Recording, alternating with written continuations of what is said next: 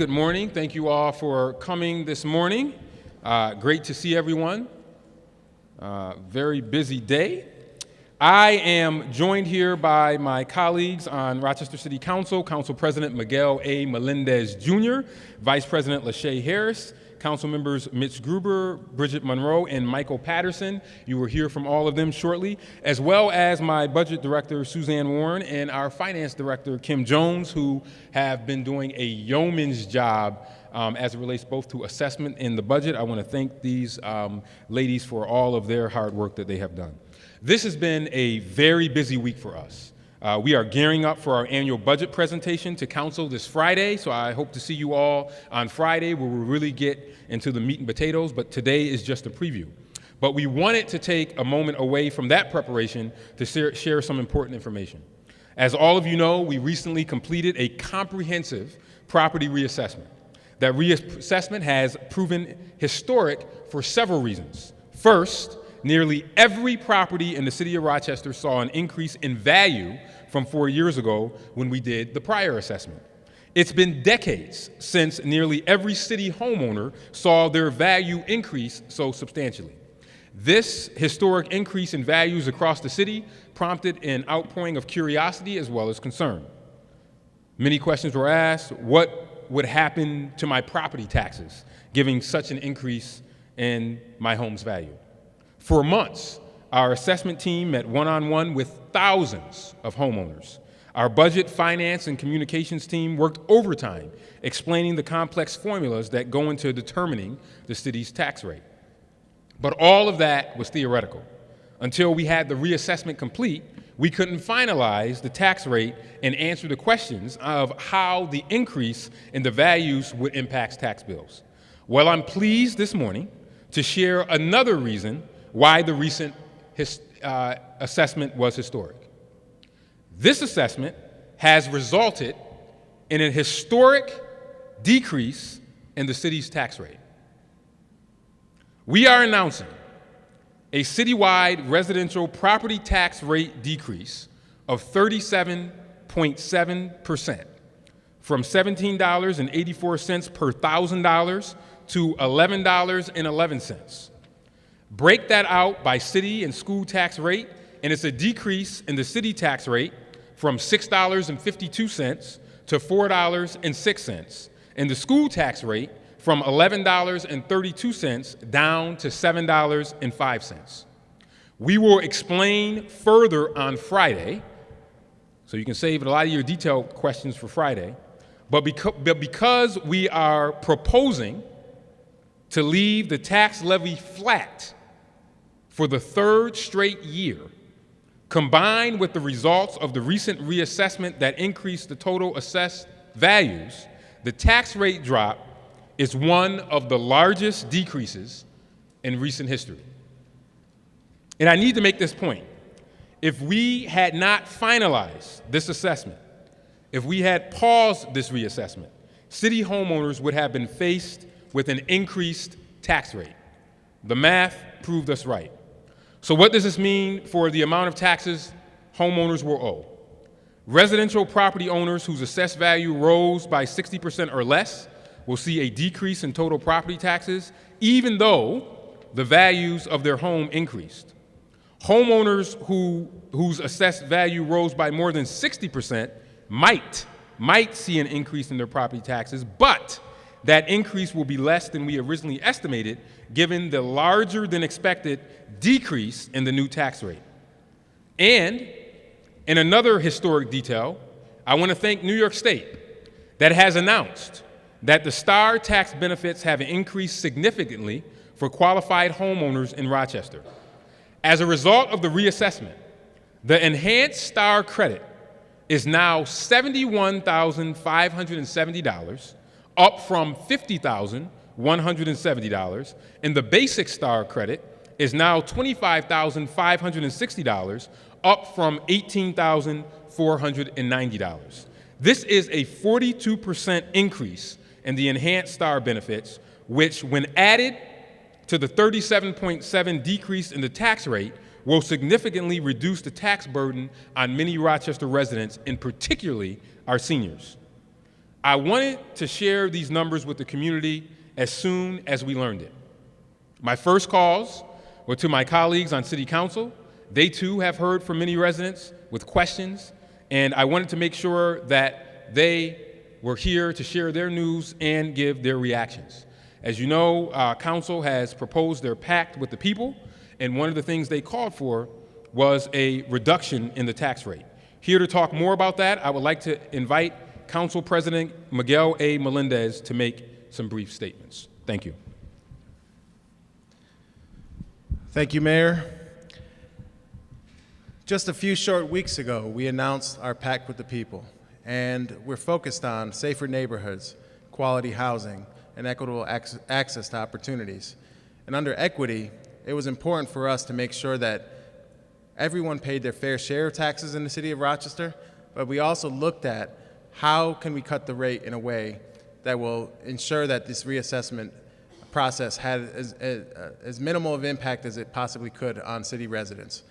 In addition to that, holding the levy flat to the public, that is such a critical part of this. We're not raising taxes anywhere across the city. The city budget will not increase as a result, but in turn for that being part of this process, we want to make sure we also look at how do we have everyone who is a city resident getting all the exemptions that are possible. So that's the next step in this process. So I'm very excited that we are going to have a budget that will hopefully reflect some of the priorities in the pact. For us, having access to quality housing is critically important. Having access to resources for our constituents is important. And this pact, as well as the announcement today, comes together nicely in terms of next steps. So looking forward to working with the administration on an upcoming budget process and ensuring that the public has all the information they need to understand the assessment process, the changes in the tax levy, and as well as the tax rate. So thank you, Mr. Mayor. Thank you to the administration for all your hard work during this process, and look forward to continuing our collaboration. Thank you, Mr. President, and thank you to Council who has really dug in with this assessment process. I want to turn it over to Council Vice President Lachey D. Harris to make a few statements. Thank you, Mayor, and thank you, President Melendez. I'll just be very brief. This is very good news, and I'd like to point out that Rochester, especially in neighborhoods that are historically redlined, this is huge because not only do we get to address the fact that they've been lowered, the assessments for those neighborhoods have been pretty much low for many, many years. The assessments has gone up, but then we're also being able to make the adjustments to decrease the tax burden on our residents. So it's a balancing act that I would say that our mayor and his team was able to do to support our city residents in this whole process. So I'm very proud as a realtor. I'm a New York State real estate agent. I can definitely respect all sides of that process. Thank you. Thank you, Madam Vice President. And now I want to turn it over to the chair of the Finance Committee, who will be shepherding the city as we go through the budget process after we release the budget on Friday, Councilmember Mitch Gruber. Thank you, Mayor Evans. Good government is not always sexy. It's not always pretty. Good government is not chants. Good government is not catchphrases. Good government is not little slogans. Good government is going out, doing robust assessments, having thousands of hearings, both informal with our assessment staff and through the Board of Assessment Review, and then analyzing the data and making the right decisions. And bringing our property tax rate down dramatically is going to have a really positive impact on this community right now. And this is the beginning of hopefully what's going to be a number of big important announcements about how we see our finances in this city. And so I'm looking forward to the mayor's release of the budget in a couple days, and then looking forward to having 3 days of budget hearings that hopefully will get lots of coverage from you all so that people in the community can hear and listen to the questions that are being asked, give us questions, participate in different ways. And I'm very hopeful that this assessment is a sign of a healthy at least a healthier economy in Rochester, and that we'll see that reflected in the mayor's budget. I'm just so appreciative to him and his team, Suzanne, Kim, and the great work that they do, and our council majority here talking about the pact with the people and getting good government, responsible, sensible government done. This is a great first step. Thank you. Thank you, Mr. Chairman. And next, I want to call up Michael A. Patterson. Mike has really become almost an expert on the assessments. He was just about at every session, I think, except for one, sitting down with seniors, going over, seniors in particular, helping them understand what the assessment was all about. So I wanted to have Mike, Councilmember Patterson, talk about that and why that was important as it relates to connecting with our residents as it relates to the assessment. So I'll be brief. I'm the old man on council. I'm also the longest serving member of council. And in my time in council, we never worried about assessments. And as a Northeast District Council member, I had a concern about assessments, but the general rule in the Northeast was that our property values didn't change. They were low. And we might not have agreed with them, but nobody ever fights and calls City Hall and says, hey, raise my assessment. With the new letter that came out, I was equally confused as my constituents, which drove me to chase the administration and make them explain this to me so I could better understand it. In doing that, I came to understand that we have a process. Our process is consistent, our process is fair, and to Councilmember Gruber's point, it's good government. It's about equity. It's about distributing the tax burden fairly, without favor towards one group or another. It's about saying, all right, what is this new value that we have in this community? And ladies and gentlemen, Rochester, this is good news. For so long, we have devalued our community. We have empirical evidence that we are worth more than we have ever thought we were. That's what this assessment shows. And in talking to our senior citizens, I learned that there are a great many exemptions that they qualify for. This process has made us aware that everyone isn't aware of those exemptions, and that's one of the things as a council and as an administration, we're going to be working to make sure that our community is aware of. But you know, just because your assessed value increases does not necessarily specifically mean that your taxes will increase. Say that again. Just because your assessed value increases, it does not necessarily mean that your taxes are going to increase. And in the event that your taxes do increase, I use my home as an example. I bought it over 20 years ago and I paid $58,000 for it. Coming out of the last assessment, my house was assessed at a value of $43,000. Right now, it's assessed, the new assessment is assessed at $86,000. So basically in 20 years, this is the first time that my assessed value has actually exceeded the purchase price of my home. And I got one of those little flyers in the mail, like I know the vast majority of Rochesterians are getting now, saying, we'll buy your house sight unseen and we'll give you $100,000 for it. So I'm going, well, wait a minute. The assessed value is 86. This cat said he'll pay 100. He probably won't want to pay 100, but we're probably already behind on the actual value of our property. We're not doing another assessment for 4 years, so don't worry about it. But the point is, we are going to distribute the tax burden equitably. And the way we do that is we look at your assessed value. And it is about being fair to everyone, not favoring one group over another. Thank you. Thank you. Thank you. And bringing us home, our newest council, the newest council colleague, Bridget Monroe, who represents the Northwest District, will close us out with some statements, and I'll take some brief questions. Councilmember Monroe. I think a really important message to get out there is that this is good news. When the assessment went up by 68%, that means that people are investing in Rochester. That means that people whose homes may have been losing value over the years, such as Councilmember Patterson's, it meant that now the single most valuable asset most of us have, our homes, had greater value. So this is good news, it's great news.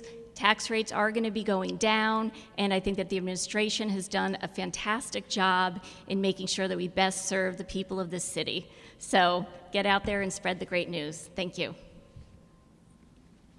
Thank you, Councilmember. I greatly appreciate that. I want to again just remind folks that we'll have a lot more meat and potatoes. So I call people, this is just the appetizer for you, because I want you all to come back on, is it 11 o'clock on Friday? 11 o'clock on Friday, where we will dive deeper into these numbers, but also talk about the programs and many new initiatives that will be rolled out, and initiatives that we will also continue. But the bottom line is, here again, is that today we announced this historic citywide residential property tax decrease of 37.7%. This is one of the largest in recent memory. You'd have to go back, we don't even know how far, to see when you would have seen such a rate drop here.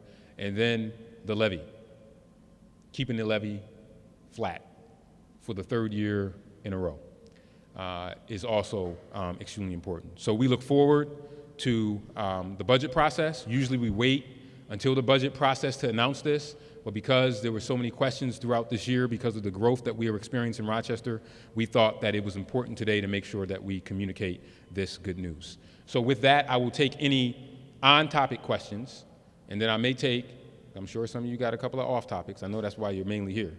I may take one or two off-topics before we have to wrap up. So on-topic questions on this.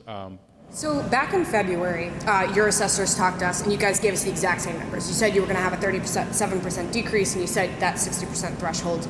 Can you talk to the confidence you guys had in the math and the confidence you guys had in how this process was going to play out? Well, I think that one of the things that you have to remember is that we have a professional staff here, not a political staff. So from the professional staff's perspective, their job is to make sure that they are consistent with the numbers, because that is what we are graded on. So we wanted to make sure that those numbers were going to be accurate, and at the time what you said was proposed. But now that we're getting to the actual time frame where we're going to start releasing tax bills in our budget, now we know that that was the correct number. So I'm very pleased with our finance and budget teams, as I know our council members are as well, that we were meticulous in doing the research and crunching the numbers. I'm a banker by profession. I think sometimes people forget that. I know Councilmember Harris always jokes. They say, "Oh, you forget you're a banker." So I was going to make sure that we put numbers out there in a way that brought confidence and integrity. And now the show is over, and now we have those actual numbers, and people will see those actual impacts. But the biggest thing that is the underlying, and you heard me say this, was the enhanced star tax rates and the basic star tax rate as well. Those numbers, we didn't know those at the time, and those numbers are even better than we thought they are. So if someone is paying taxes, for example, those deductions that they're going to get are going to be extremely helpful to them. And that is the other thing we mentioned, to your point, back in February, that those numbers would also be factors that people would have to remember. But we didn't know the numbers then, but now we have those numbers, and that's great news. And I don't remember seeing enhanced or star numbers that big. Are the biggest enhanced star and basic star numbers. So we're happy for the state for that as well. To the star numbers, you said those benefit seniors greatly. Where can seniors go? Who can they talk to in the city to find out more, find out their Don't forget about veterans, clergy, seniors, and other regular tax folks. They can call our city assessor's office. They also can go on the New York State website. But disabled, seniors, veterans, clergy, they all can make sure they take care of those benefits, and they can call the city's assessor's office to make sure that they take advantage of those benefits. And so please push those out and let people know that they are things that everyone should take advantage of. One of the main concerns that I've heard from people are renters that see that the large increases in property assessments will translate to higher rents due to landlords taking advantage of that situation. These are many things that are outside the city council or mayor's control. But are there any thoughts on how we can protect renters here that are seeing increases? They've already been seeing like exactly. Well, I think one of the things that we can do is we can continue to engage with our realtor community, which is what we've done to make sure that they are consistent and not using the assessment as an excuse to raise rents. I always tell people if they want to do something, they should just do it. Don't use growth in the city as an excuse. Okay, and I get that a lot. You know, some people come, and I say, oh, really? Did you plan on doing this anyway? Oh, yeah, we planned on doing it anyway. So there may be those that might want to use this as an excuse to do that, and I think that that's where us as council and the community can push back and say, come on, be fair, be equitable, and that's the message that we want to send to people. Mayor, given the pushback, right, from city council members to halt the reassessment process, why was this avenue so important to take? I think that this avenue was so important to take because, number one, we wanted to make sure that, Councilmember Patterson said something very important, and it was about equity. So for years, people in the northeast section of the city, and particularly the southwest section of the city, were actually subsidizing other folks throughout the city because their houses weren't reassessed at a equitable level. So in essence, we were hurting people and property owners, particularly in the northeast and southwest, because they were not seeing their properties being assessed, and that burden was not being shared evenly. But now with a larger pie, that burden is now being shared evenly, and now the person who bought their house in the northeast, which is emblematic of a lot of our seniors and other people, they're finally seeing their investment reap the benefits. Who buys a house and wants it to stay at the same price or lose value over a 20, 30-year period? Imagine I know people that lived on, let's pick a street in the Northeast, Harold Street. They put $50,000 worth of work into their property. They bought it for $35,000, $40,000. 10 years later, it still was worth $35,000, $40,000. They put $100,000 worth of work in that property. They paid off their mortgage, but yet they weren't able to tap that equity to build business, pay for their kids' school, do other enhancements. Now that gives them the ability to do that. Oh, and by the way, their taxes are actually going down. And we knew that was the case. And we were telling people that regularly, and people were saying, oh, no, it's not true, it's not true. Well, now, guess what? The tax bills are going to be out, and they'll see it. And that's why I think it was so very important. I would have done a disservice to seniors in particular, and particularly to residents that live in the Northeast and Southwest, had we not done this reassessment. And the evidence of that is, you just heard a Northeast council member that held up his own, put all his business out in the street to prove the point of what we were saying all along. And so I hope that we're doing that. The other thing I'll say, the other silver lining here is that one of the reasons why I launched the Mayor's Office of Financial Empowerment is to get that message out of the question you just asked. And I think we have a session coming up in June where we're working with seniors and other homeowners so they too can take advantage of the benefits of a growing city. I'll take one more question, and then maybe I'll take two off topics. Are you good? Oh, of course you have off. Is that why you're sitting off to the side, because you got an off topic? Okay. On topic, are you tracking how many people are going to be experiencing an increase? Can you talk to, is the vast majority of the city going to be experiencing that decrease? Well, you heard what we said. If you look at the number, remember I said if 60 some odd % are going to see a decrease, so it's very easy for us to figure that out. But the big thing that we want to make sure is that we are working with people to make sure that they maximize their deductions and that they are reading their things. We've talked about having follow-up forms with people so they could see the difference in their tax rate, because what we want to highlight for folks really is that tax rate decrease, and so they could see how it's affecting them. That is extremely important to us.